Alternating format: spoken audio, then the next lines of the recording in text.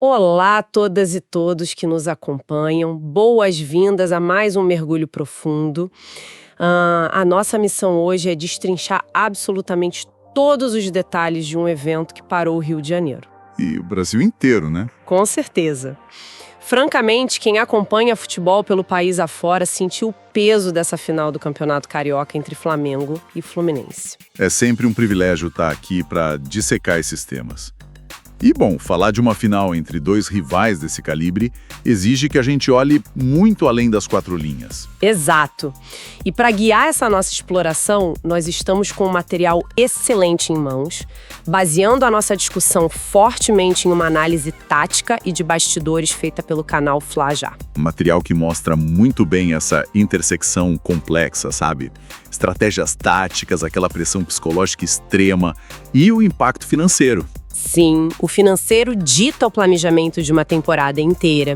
E é um prato cheio porque não vamos olhar só para o placar. O placar por si só não conta a história toda. O mais curioso dessa final, o nosso grande ponto de partida aqui, é justamente o quão enganoso esse placar pode ser. 0-0. Pois é, quem pega o aplicativo de resultados e vê um empate em 0-0 no tempo normal, pode rapidamente concluir que foi um jogo tipo arrastado. Daquelas finais monótonas onde ninguém quer jogar com medo de perder. Exatamente. Mas a leitura do canal Fla Já mostra o oposto. Foi um 0-0 carregado de tensão. Um nível de exigência mental altíssimo. E acabou desaguando nos pênaltis, coroando o Flamengo como campeão.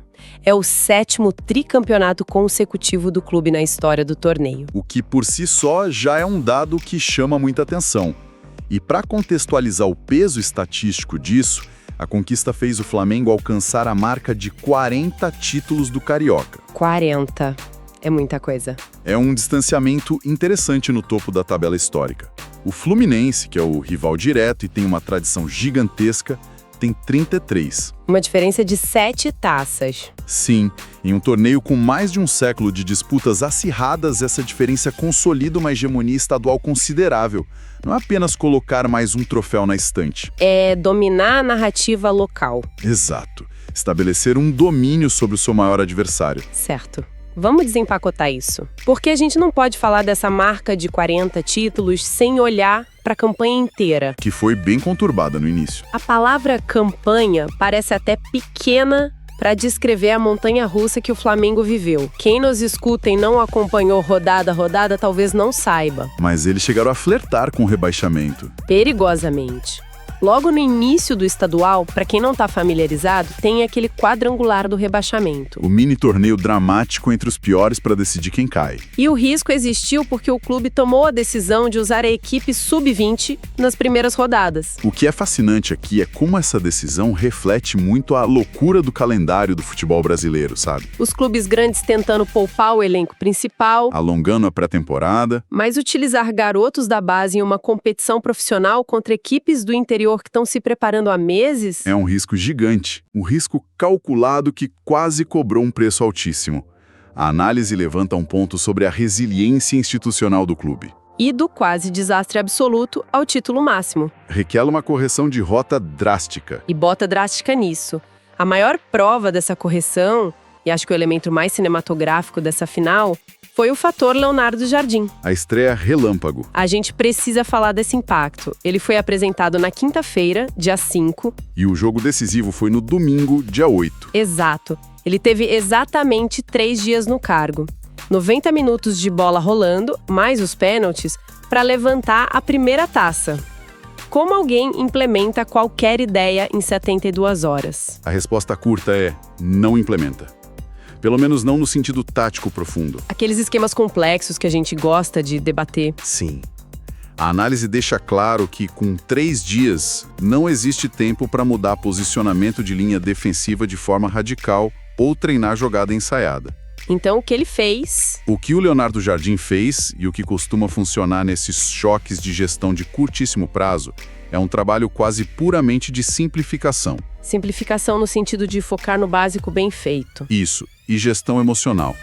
Quando uma equipe passa por oscilações severas e chega a uma final trocando de comando na véspera, o ambiente fica carregado de desconfiança. Todo mundo tenso. O papel do treinador ali é apaziguar o vestiário. alinhar o foco para um único objetivo de 90 minutos e remover o excesso de informações táticas.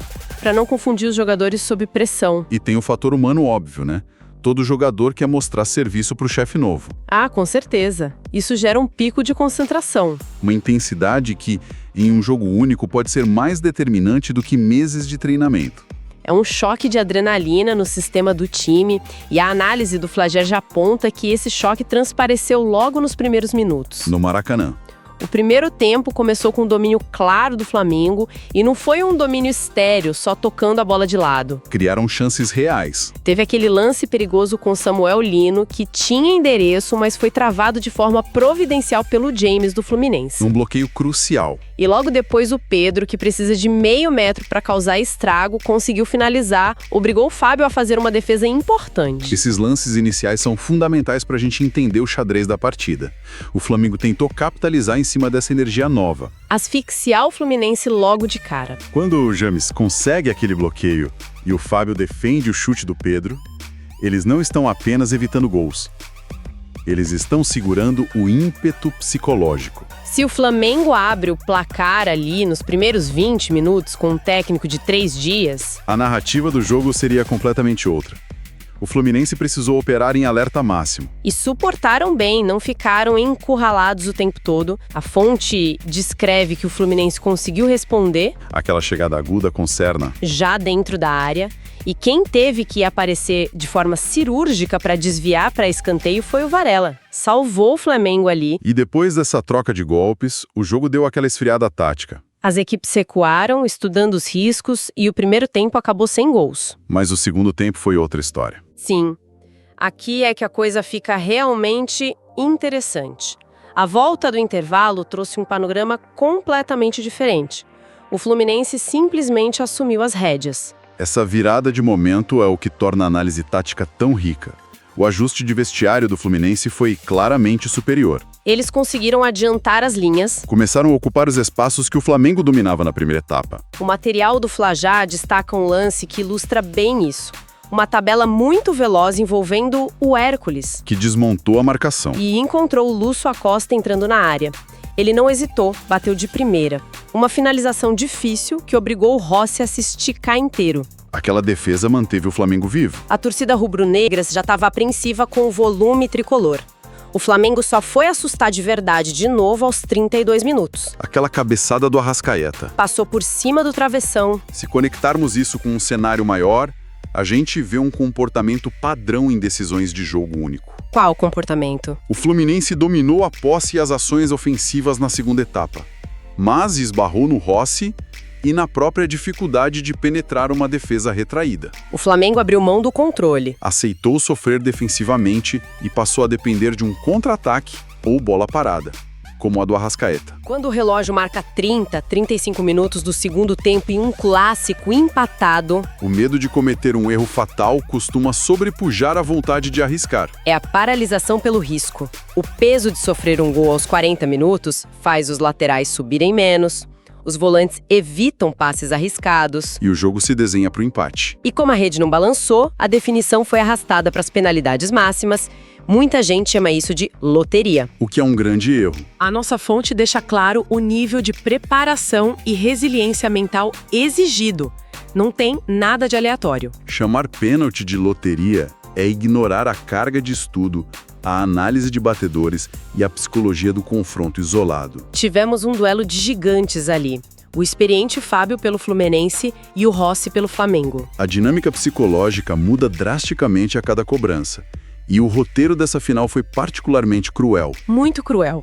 A tensão explodiu logo no início, quando Fábio brilhou e defendeu a cobrança do Luiz Araújo. Imagina o cenário. Final de campeonato, contra o maior rival, e o goleiro adversário pega o pênalti de um dos seus principais batedores. A vantagem vira imediatamente para o Fluminense. Isso levanta uma questão importante, na verdade, sobre a pressão. Nas costas do Rossi. Exatamente. Nesse milissegundo, o peso do mundo cai nas costas dele. Durante o jogo, se o goleiro falha, o time tenta compensar fazendo o gol. Nos pênaltis, se ele não defende, perde. E quando o companheiro erra a cobrança, a responsabilidade de manter o time vivo passa a ser só dele. O nível de frieza para lidar com isso é absurdo. sabendo que o adversário está em vantagem. E frieza foi o que o Rossi mais demonstrou. Logo após a defesa do Fábio, o Guga foi para a bola pelo Fluminense. Com a chance de ampliar a vantagem. E o Rossi foi lá e buscou. Uma defesa espetacular que igualou a disputa e calou a empolgação do lado tricolor. Ele resetou o jogo mental ali mesmo. Sim. Ao defender a cobrança do Guga, o Rossi não apenas evita o gol, ele devolve toda a pressão para os próximos batedores do Fluminense. E resgata a confiança dos jogadores do Flamengo. É um jogo mental de espelhos. Ele planta a dúvida no próximo adversário. Será que ele mapeou meu canto também? É o goleiro se tornando protagonista absoluto da narrativa e ele não parou por aí. A consagração final. O momento que definiu de fato para onde a taça iria, o Otávio assumiu a responsabilidade pelo Fluminense, E o Rossi fez a leitura correta de novo. defendeu a cobrança e garantiu a vitória do Flamengo nas penalidades. Sacramentou o título ali. Uma jornada impressionante na partida. Muito. Ele já tinha feito aquela defesa vital no chute do Lúcio Acosta no segundo tempo e depois brilha com 2 defesas nos pênaltis. É o roteiro perfeito para a consagração em um clube de massa, responsável direto pela manutenção do empate na vulnerabilidade tática e herói na vulnerabilidade emocional. Fica gravado na memória do torcedor. Mas a gente sabe que no futebol profissional, a emoção de levantar a taça caminha lado a lado com as planilhas financeiras. O dia seguinte a um título não é feito só de comemoração. É feito de planejamento. A análise que estamos acompanhando traz os dados divulgados pela Ferjus sobre a premiação. E os números revelam que essa final valia o seu peso em ouro. Analisar esses números é vital para entendermos a relevância dos campeonatos estaduais para as finanças dos clubes. Então, o que tudo isso significa? Vamos à matemática para quem nos escuta ter a dimensão exata. Vamos lá. O Flamengo, ao se sagrar campeão, garantiu uma injeção de 16 milhões de reais nos cofres. E esse montante é construído em etapas. Não vem só da final. São 10 milhões pelo título, somados a 5 milhões por passar pela semifinal e mais 1 milhão pelas quartas de final, total de 16. O que uma cifra dessas representa na prática? Pois é, Representa um fôlego financeiro estratégico imenso. 16 milhões podem cobrir uma parte significativa da folha salarial. que é caríssima com jogadores de nível de seleção. Sem dúvida. Além disso, o estadual termina às vésperas do Campeonato Brasileiro e da Libertadores. Ter esse valor em caixa dá uma margem de manobra valiosa para a diretoria. Pode ser a diferença entre vender um garoto da base para fechar as contas, Ou ir ao mercado na janela do meio do ano para buscar uma peça pontual. dá uma perspectiva muito mais concreta do que está em jogo. E a situação do Fluminense, mesmo saindo derrotado, também traz números expressivos. Eles levaram 12 milhões. Um total de 12 milhões de reais. Foram 5 milhões pelo vice-campeonato, mais 5 da semifinal, 1 milhão das quartas. E tem um detalhe crucial aqui, O bônus extra. de 1 milhão de reais por terem sido os campeões da Taça Guanabara. Para contextualizar, a Taça Guanabara funciona como a primeira fase classificatória, todos contra todos. O Fluminense terminou em primeiro e garantiu esse 1 milhão extra. E é esse bônus que torna o cenário financeiro menos amargo para o Fluminense. Esportivamente, é uma frustração enorme perder para o maior rival. Sim, mas sobre a ótica da gestão, a diferença financeira entre campeão e vice foi de apenas 4 milhões. 12 milhões é um valor robusto no orçamento. Ajuda a estancar a ferida, digamos assim. O Fluminense tem competições de peso pela frente. Manter a competitividade exige fluxo de caixa. Levar a sério a Taça Guanabara foi uma estratégia financeira acertada. Mitigou o impacto da perda do título. Mostra como o regulamento premia regularidade ao longo de todo o campeonato. Muito bom.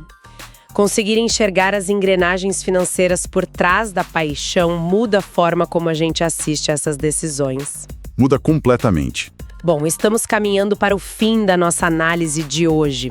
Para recapitularmos de forma ágil tudo o que destrinchamos aqui. Revisitamos o 40º título estadual do Flamengo. Uma marca que consolida a hegemonia frente aos 33 títulos do rival. Exploramos aquele percurso insano O risco do rebaixamento usando a equipe sub-20 e a mágica do técnico Leonardo Jardim, que em apenas 3 dias no cargo usou a gestão de crise para alinhar o time. passamos pela tensão tática do 0 a 0, o medo de errar sendo protagonista. Culminando no show de frieza do goleiro Rossi para garantir a taça nos pênaltis.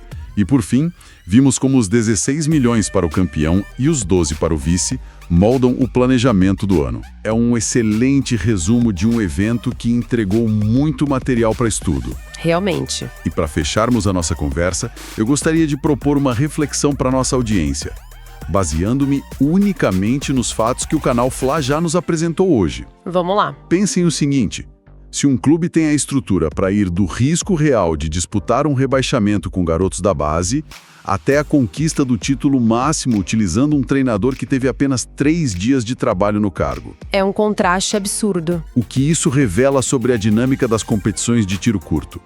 Qual é o peso real do planejamento de longo prazo e do treinamento tático meticuloso frente ao puro talento individual e a capacidade de gestão emocional de um grupo focado em um jogo único? Nossa. É uma questão complexa que desafia muita coisa que a gente assume como regra no esporte moderno. Olha, é o tipo de questionamento perfeito para se levar para uma mesa de debates. E que mostra como o futebol sempre foge de fórmulas exatas. Sem dúvida. Uma excelente provocação para encerrarmos a discussão. Agradeço muito a companhia e a atenção de todo mundo que nos acompanhou em mais essa exploração de ideias. E eu agradeço o espaço. Agradeço também pelas excelentes ponderações analíticas ao longo do programa. A gente fica por aqui, mas deixamos o convite aberto para nossa próxima imersão, onde vamos continuar destrinchando grandes histórias que merecem um olhar atento. Um grande abraço a quem nos escuta e até a próxima!